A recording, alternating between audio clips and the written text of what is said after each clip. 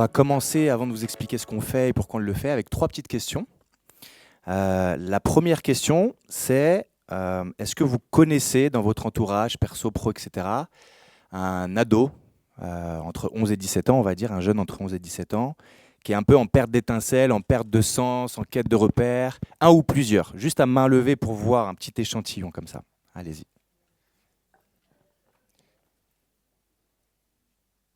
Ok, donc vous êtes à peu près une petite dizaine. Est-ce que vous connaissez l'inverse, un ado entre 11 et 17 ans, qui est super bien dans ses pompes, qui est très épanoui, qui est très heureux, ça suit son cours? Ok, il y en a un peu plus, trop cool. Et troisième question et dernière question, ce serait, ça demande un peu de réflexion, qu'est-ce qui vous a manqué, vous, peut-être en tant qu'ado, quand vous aviez 15 ans? Tout à l'heure, on parlait de super pouvoir, on parlait de talent, on parlait de force. Comme ça, juste en popcorn, qu'est-ce qui vous manquait comme talent, force, compétence pour traverser cette période un peu fluctuante? Ça peut être l'humour, ça peut être s'affirmer, ça peut, etc., etc. Juste très rapidement, en très dynamique et rapide. Allez-y, à vous. Ouais. Confiance, confiance, confiance. Estime de soi. De l'argent. De l'argent. Ouais. De l'envie. De l'envie de faire. En fait, ok, de l'envie. Ouais, accès aux informations. Accès aux opportunités. Soutien. De la part de. Ok. Ouais. Ouais. Ouais. Ok. Super. Un dernier. Ok. Ouais. Ok. Vous allez voir, je vais repasser le micro à Olivier. En fait, ce dont on va vous parler, ça concerne vraiment tout ça. Comment permettre à des jeunes qui ont entre 11 et 17 ans d'attraper des super pouvoirs, de les garder et de faire en sorte qu'en fait, ce sont des choses qu'on ne pourra plus jamais leur prendre puisque ce sera intériorisé et conscientisé, les forces qu'ils vont porter. Mais en tout cas, avant ça, je redonne le micro à Olivier. Merci Colin. Bonjour à toutes et tous. Je vais vous raconter l'histoire d'Ozon ici et maintenant. Alors je ne sais pas si on a des slides qui peuvent tourner, je pense que oui. Tout a commencé en 2011 quand, avec ma femme Swazik, on est parti vivre une expérience au Québec. On est parti dans la forêt, dans le nord québécois, et on avait hyper envie à l'époque d'aller vivre chez les autochtones, chez les Premières Nations. Donc on est parti là-bas avec nos 2 enfants qui avaient 1 an et 2 ans. Et puis on s'est installé dans un coin qui ressemblait un peu à ce très joli lac au milieu de la forêt. On a planté notre tente dans le village autochtone. Et puis on est devenu prof. Euh, Ça s'est bien passé jusqu'au 3e mois. Et au 3e mois, le chef du village est venu me voir et il m'a dit: Olivier, tu ne peux pas rester ici, tu dois partir. L'hiver allait arriver, il faisait pas très chaud et il m'a dit: de toute façon, il fera moins 40 et tu n'auras pas de maison, donc je te conseille vraiment de partir. Et sur la route du retour, on était un peu nostalgique avec ma femme parce que on se disait: on a quitté nos CDI en France, on a dépensé quand même pas mal d'économies pour venir ici, et puis c'est un échec. Et il y a une petite voix intérieure qui nous a dit: c'est pas du tout un échec. Vous êtes allé au bout de votre rêve, vous l'avez fait, et la manière dont vous allez regarder cette expérience-là, elle peut soit vous donner beaucoup d'énergie, soit au contraire vous amoindrir. Et on a choisi de dire que c'était une réussite. Et là, il s'est passé quelque chose de très puissant en nous, c'est qu'on a eu une arrivée d'énergie énorme. Et je me souviens très bien, on était sur la route, et on s'est dit: mais c'est génial, parce qu'on peut partir à Vancouver, on peut aller à Montréal, on peut aller à Québec. On a tellement d'énergie en nous, et on a tellement de capacités, que le monde nous appartient. Bon, finalement, on a choisi d'aller à Montréal, on a trouvé un appartement. En 3 semaines, on a trouvé tous les 2 des jobs super bien payés dans l'économie sociale. Et voilà, quoi, ça nous a vraiment ouvert beaucoup de possibles. Après, on a relu cette expérience, on s'est dit quand même: c'est bizarre ce qui s'est passé. Comment ça a procédé tout ça? Et donc, à ce moment-là, il y a une petite graine qui est née en nous autour des capacités qu'on a, dont William parlait, qui sont une force intérieure. Et comme on l'a expérimenté, et qu'après on l'a vécu pendant 3 ans au Québec, au bout de 3 ans, on a eu envie de revenir en France. Et puis on est revenu avec une conviction, c'est que les gens heureux font du bien et améliorent le monde. Et que donc, on s'est dit, nous, on va dédier maintenant notre vie à proposer des expériences pour changer le monde à travers le fait que les gens puissent mieux s'aligner avec ce qu'ils ont à l'intérieur. Et puis on s'est dit, les premiers à en avoir besoin, d'après toutes les études qu'on lisait à l'époque en France, c'est les jeunes.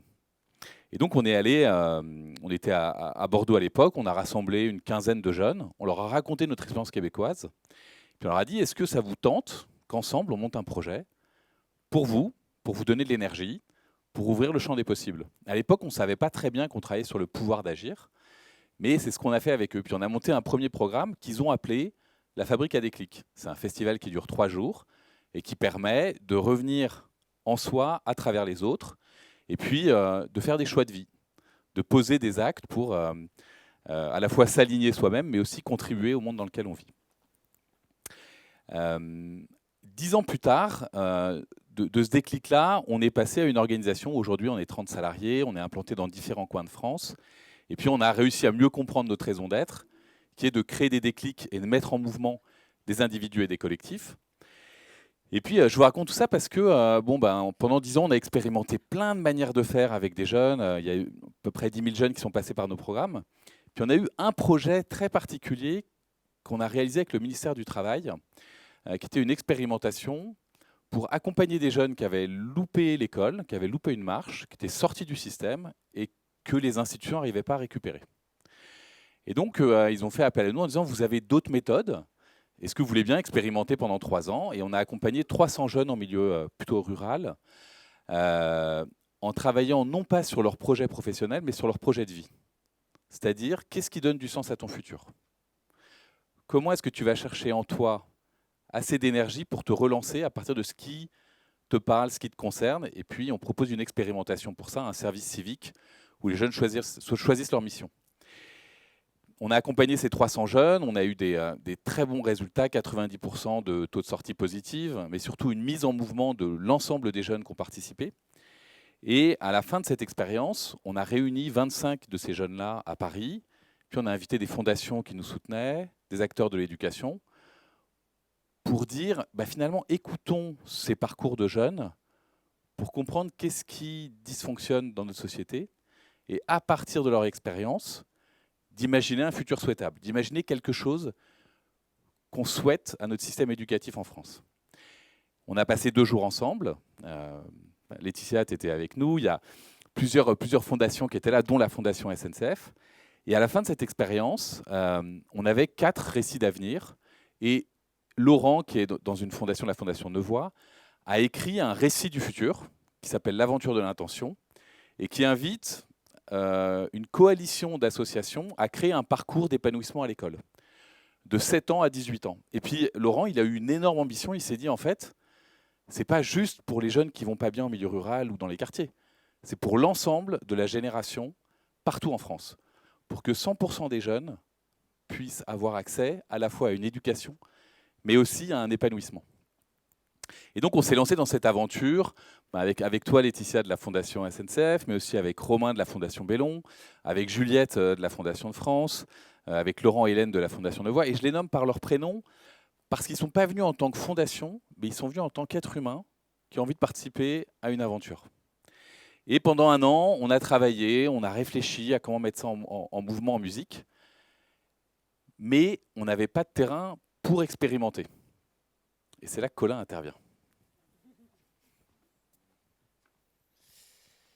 Et ce qui s'est passé, c'est qu'on s'est retrouvé peut-être 2-3 mois après toute cette aventure.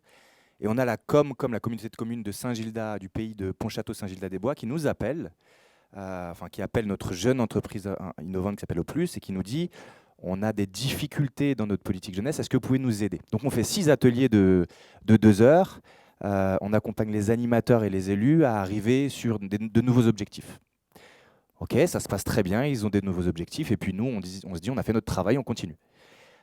Sauf qu'ils nous proposent, il y a un appel à projet, on y répond, on est lauréat. Et donc là, on se dit, ça fait 1 an on est parti d'un scénario utopique, et en fait, tout s'aligne, c'était assez troublant, je me souviens, tout s'aligne pour se dire, ok, on avait une vision à 2035, et maintenant, dans un côté très noble, on a vraiment un terrain d'expérimentation, un terrain de jeu pour commencer à essayer de créer cette alliance et cette communauté quasi de destin entre des parents, des assos, des financeurs, des élus, etc.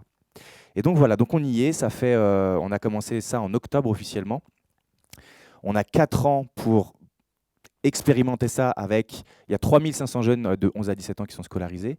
Et donc nous, notre idée, c'est vraiment de se dire, et si on avait dans ce projet 2 jambes, la première, c'est parcours d'épanouissement pour les jeunes scolarisés collège-lycée, et deuxième jambe, c'est les projets pour et par les jeunes. Qu'est-ce que vous avez envie de faire? Vraiment dans le même credo que les autres associations. Et donc voilà, donc on est dessus, on est en train de structurer toutes les phases. Là, il y avait une première phase où on a eu besoin d'écouter. Après, on a imaginé sur un festival les projets. Là, on expérimente avec l'idée de se dire dans un an, on garde ce qui marche, on enlève ce qui ne marche pas.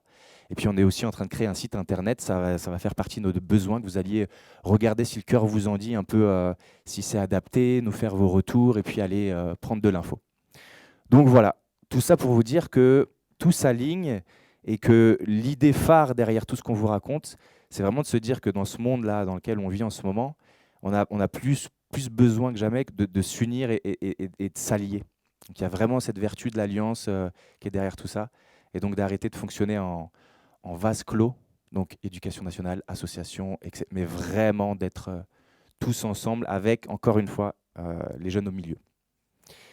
Et peut-être vous raconter un projet, on peut passer cette slide.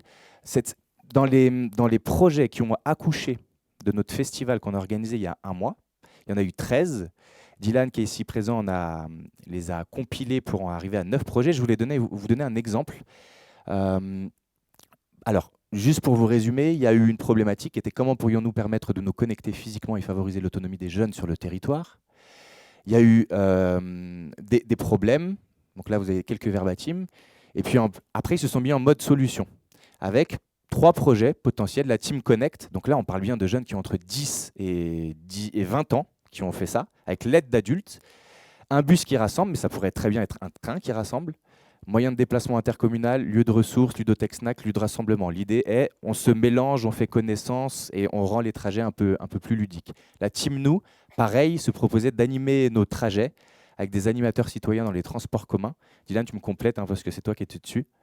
Et puis un dernier qui était Vive la vie ensemble, une maison de la rencontre avec un lieu facile d'accès pour créer du lien social. Et dès comme ça, on en a 9. Et ce qui nous a vachement étonné, c'est que sur les 9, on en a beaucoup qui sont autour du harcèlement, de la discrimination, du genre, de la question du genre, etc., des stéréotypes de genre.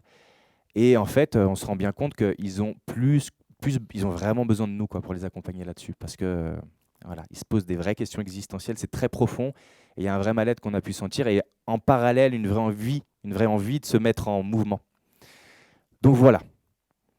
Je ne sais plus quelle est la prochaine slide, mais voilà, tout simplement quelques adresses. Et puis, je ne sais pas, Dylan, Olivier, si vous vouliez rajouter quelque chose. Ouais, moi, ce que je voulais dire, en fait, c'est que c'est un rêve, c'est aussi que les différentes associations en France puissent s'unir, parce qu'aujourd'hui, on a tous des bouts de solutions, mais ensemble, on peut avoir un parcours complet. Et la transmission des savoirs, c'est hyper bien, c'est hyper important. Mais là, on est au XXIe siècle et on a vraiment besoin que toute une génération puisse se muscler sur ses compétences humaines.